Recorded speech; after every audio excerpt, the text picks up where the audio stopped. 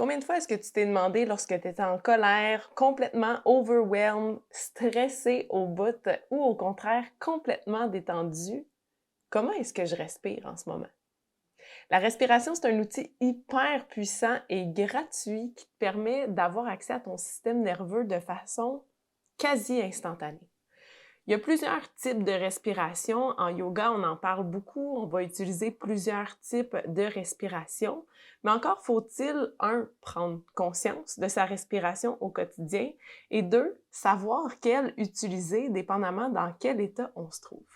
C'est notre sujet d'aujourd'hui. Je vais te donner des outils pour stimuler ton système nerveux lorsque tu es fatigué, par exemple, tu manques de concentration. Souvent, ça peut arriver milieu d'après-midi, 3 heures l'après-midi, un petit coup de barre quand tu es porté à aller prendre un 3, 4, 5e café parce que tu es fatigué. Je vais te montrer une technique de respiration que tu peux faire à la place. Et si le soir, tu as de la difficulté à t'endormir ou que tu es une personne qui vit énormément de stress, je vais te montrer une respiration pour permettre de venir apaiser ton système nerveux quand, par exemple, tu as de la difficulté à t'endormir le soir. Évidemment, si tu n'as pas pris 8 cafés et que c'est pas pour cette raison-là que tu as de la difficulté à t'endormir. Je vais te montrer aussi une respiration tout usage. Donc, que tu sois stressé ou que tu aies besoin de te stimuler un petit peu, c'est la même respiration qui va avoir un effet pour ces deux symptômes ou bienfaits qui va pouvoir soit booster ton système nerveux ou l'apaiser. Donc, dans l'épisode d'aujourd'hui, on parle de respiration.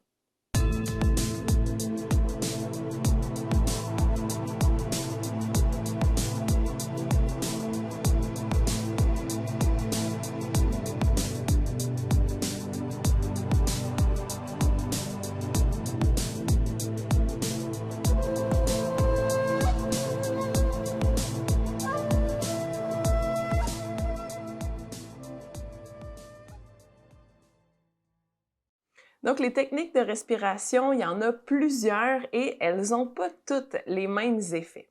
Commençons par diminuer son anxiété, calmer son système nerveux, tout d'abord parce que l'anxiété, le stress, c'est le mal du siècle et plusieurs personnes en souffrent. Avec une respiration consciente, on a accès à notre système nerveux pour soit, comme je le disais dans l'introduction, venir stimuler son système nerveux ou au contraire, venir l'apaiser. Donc, dans le cas où on veut venir apaiser son système nerveux pour diminuer notre stress, diminuer notre anxiété, nous aider à trouver le sommeil, on va se concentrer sur son expiration. Donc, dans les cours de Yin Yoga, c'est souvent quelque chose que je vais mentionner ou dans le Hatha, dans une posture qui va être inconfortable où notre esprit va avoir tendance à s'emporter et que là, on va être dans une spirale.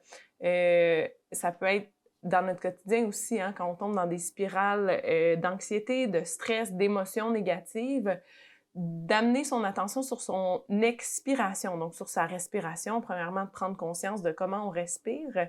Souvent, dans les périodes où on va vivre du stress, des émotions dites négatives, on va avoir tendance à bloquer sa respiration. Si au contraire, on vient amener son attention sur son expiration et qu'on allonge l'expiration, le système nerveux va tomber en parasympathique. Donc, le système nerveux va se détendre. Pour les gens qui souffrent de troubles de digestion, des ballonnements, des gaz, des inconforts, des crampes, une digestion qui est plus lente, de faire cette respiration avant de manger votre assiette. Donc, vous vous asseyez en faisant rien d'autre, idéalement en même temps, et en prenant de bonnes respirations pour commencer, mais en portant votre attention sur l'expiration qui est plus longue. Donc, vous pouvez jusqu'à doubler, même tripler votre expiration. Il n'y a pas de limite, ça dépend de votre capacité pulmonaire et cardiovasculaire à expirer le plus longtemps possible. Donc, en expirant tout l'air des poumons, on permet au système nerveux de venir se calmer. Et dans le cas des problèmes digestifs ou des inconforts de digestion, ça va permettre au corps de mieux digérer, de mieux assimiler ce qu'on va manger, ce qu'on s'apprête à manger, et donc qui va nous permettre d'être moins ballonné, d'avoir une meilleure digestion, d'avoir moins de crampes. Donc, ça peut aider dans ces situations-là. Si on est stressé, on peut prendre un moment au travail pour simplement respirer et venir expirer plus longtemps qu'on inspire. Ça n'a pas besoin d'être des périodes très longues. On peut faire des cycles de respiration, bon, dépendamment du temps qu'on a et de notre capacité à se concentrer. C'est comme la méditation, c'est comme toute chose, c'est des exercices comme un entraînement qui vont devenir plus faciles avec la pratique. Donc, on peut être assis à notre bureau et soit à notre pause, matin, après-midi, sur l'heure du midi. Donc, c'est des exercices qu'on peut répéter très souvent au cours de la journée. Mais ça peut être aussi, oh, je reçois un courriel qui est stressant, je prends 1 minute pour faire un exercice de respiration consciente et j'apporte mon attention sur mon expiration qui se fait plus longue que mon inspiration.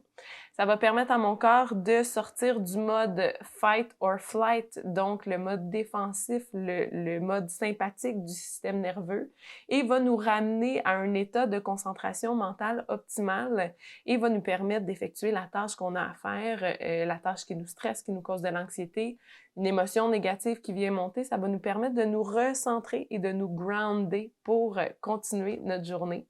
Ça peut être utilisé aussi en cas d'insomnie, en cas de difficulté à trouver le sommeil. Donc, que ce soit quand on se couche, qu'on a de la difficulté à s'endormir ou qu'on se réveille pendant la nuit, on peut, quand on porte attention à notre respiration, ah ben, je fais de l'insomnie, au lieu de partir dans l'anxiété de « Oh my God, j'ai tellement une grosse journée demain, il faut vraiment que je dorme », on fait taire ces pensées-là et on amène son attention sur sa respiration. On va expirer 2 fois plus longtemps ou encore plus que le nombre de temps qu'on va inspirer. De cette façon-là, vous pouvez compter le nombre de cycles et peut-être qu'à un moment donné, vous allez juste perdre la carte et oublier à quel cycle vous étiez rendu ou complètement vous rendormir. Donc, c'est un bon exercice d'expirer plus longuement qu'on inspire pour apaiser le système nerveux et tomber en parasympathie. Pour ce qui est maintenant de stimuler notre système nerveux, parce qu'on s'endort, parce qu'on a de la difficulté à se réveiller le matin, parce qu'on a le cerveau un peu dans la brume, on a de la difficulté à se concentrer. À ce moment-là, on va amener notre attention sur notre inspiration. Ici, ce qu'on voudra faire, c'est des inspirations plus rapides. En fait, en accélérant sa respiration, on va activer le mode sympathique du corps. Donc, avant d'étudier, avant de commencer une activité physique, en commençant votre journée le matin, en vous réveillant le matin, ça peut être une façon de stimuler votre système nerveux et vous éveiller. Donc, à ce moment-là, on va prendre des inspirations plus courtes où on va pratiquer Kapalabhati, qui est la respiration de feu en yoga, qui est une respiration au niveau du ventre où on va venir faire comme des saccades de respiration au niveau du ventre en prenant des respirations qui sont très courtes. Donc, je vous fais un exemple de Kapalabhati. On inspire profondément. Et on va expirer par petites secousses en venant ramener le nombril vers la colonne. Donc, je reprends.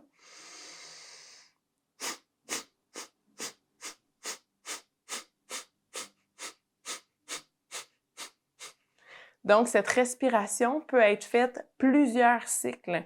Donc, dépendamment de notre capacité à faire cette respiration-là, mais également au niveau de notre confort. Donc, il faut qu'on soit confortable de faire cette respiration-là. Et ça aussi, c'est un entraînement. Donc, on peut aller jusqu'à 40 cycles de respiration de Kapalabhati et faire ça 2, 3, 4 fois dans la journée ou dans une même séquence. Ou on peut commencer par des séquences plus petites de 10 respirations. On respire normalement 2, 3, 4 fois pour retrouver son rythme de respiration naturel. Et on refait une dizaine de fois, 2 à 3 fois. Donc, le Kapalabhati ou l'inspiration plus courte va permettre de stimuler le système nerveux, d'augmenter notre concentration, de nous éveiller de façon naturelle avant un entraînement, une activité physique, une réunion dans laquelle vous voulez être actif au niveau mental. C'est des respirations qui peuvent être intéressantes à pratiquer. Et finalement, pour la respiration que j'appelle tout usage, donc dépendamment dans l'état dans lequel on se trouve, cette respiration, cette technique de respiration-là va nous permettre d'équilibrer notre état. Donc, si je suis anxieuse, stressée, ça va m'amener dans un état de détente. Si je suis fatiguée, ça va me stimuler, moins que Kapalabhati ou une inspiration très courte, mais ça va ramener mon corps dans un état d'équilibre. Donc, va me ramener dans un état plus actif si je suis endormie, sans être hyper stimulée, juste un peu plus éveillée, un peu plus présent, un peu plus conscient. Et si au contraire je suis stressée, ça va m'amener dans un état un peu plus paisible. Donc ici, il y a plusieurs temps de respiration qui peuvent être utilisés. C'est vraiment propre à vous. L'important lorsque vous pratiquez des exercices de respiration et dans tout dans la vie, c'est toujours de vous questionner, est-ce que je suis bien en ce moment? Donc, si vous pratiquez un exercice de respiration et que vous avez l'impression d'hyperventiler ou de manquer d'air, c'est peut-être parce que le temps ou le nombre de respirations n'est pas adéquat pour votre état actuel. Donc, pour la respiration tout usage, on va inspirer en 4 à 6 temps. Donc, une respiration qui va être plus lente, plus profonde. On va remplir les poumons un peu plus d'air. On va retenir l'air dans les poumons 4 à 6 secondes et on va expirer 4 à 6 secondes et on reprend. Donc, pour la respiration tout usage, il y a 2 respirations tout usage qu'on peut faire. Donc, celle que je vous propose de commencer, c'est celle que je viens de nommer. On inspire en 4 à 6 secondes ou plus, dépendamment de votre capacité pulmonaire. On va retenir le souffle pour le même nombre de temps. Donc, si par exemple, j'inspire en 4, je vais retenir en 4 et je vais expirer ensuite en 4 secondes. Et je reprends. J'inspire en 4. Je retiens en 4. J'expire en 4. C'est la première technique de respiration dite tout usage. La deuxième, c'est la respiration carrée. J'ai fait une méditation guidée et un épisode complet du podcast sur cette respiration. Je vais mettre les liens en description sous la vidéo. Mais pour faire un bref retour, ça va être un peu comme celle que je viens de nommer, mais cette fois-ci, on va retenir aussi le souffle à poumon vide pour le même nombre de temps. Donc, je vais inspirer en 4, 5, 6 secondes. Retenir mon souffle pour 4, 5, 6 secondes, le même nombre de temps que j'ai pris pour inspirer. Ensuite, je vais expirer dans le même nombre de temps et je vais retenir mon souffle dans le même nombre de temps. Et je poursuis. Donc, la respiration carrée, c'est une respiration dite tout usage qui va nous amener à être plus concentrés si on a l'esprit un peu embrouillé. Si on est stressé, va nous ramener un peu plus équilibré, un peu moins stressé, va diminuer notre anxiété. Donc, c'est vraiment des respirations tout usage, la respiration en 4 temps, la respiration carrée, où l'inspire, retient, expire dans le même nombre de temps, va venir en fait équilibrer votre corps et vous ramener dans un état d'équilibre. Donc, j'espère que ces outils vont t'aider à équilibrer ton système nerveux, le stimuler ou l'apaiser dépendamment de ce que tu as besoin. La respiration est un outil hyper puissant et accessible en tout temps, qui est complètement gratuit, qui peut avoir un effet extraordinaire sur ta santé. Donc, que ce soit pour atteindre le bien-être, l'équilibre ou même pour un objectif de performance, de perte de poids, de concentration, la respiration est un outil non négligeable selon moi. Si tu as des questions, ça va me faire plaisir d'y répondre. Tu peux m'écrire sur Facebook ou sur Instagram. Et n'oublie pas de t'abonner au channel YouTube où je publie des méditations, des podcasts et des cours de yoga à chaque semaine. Et tu peux également me suivre sur Spotify.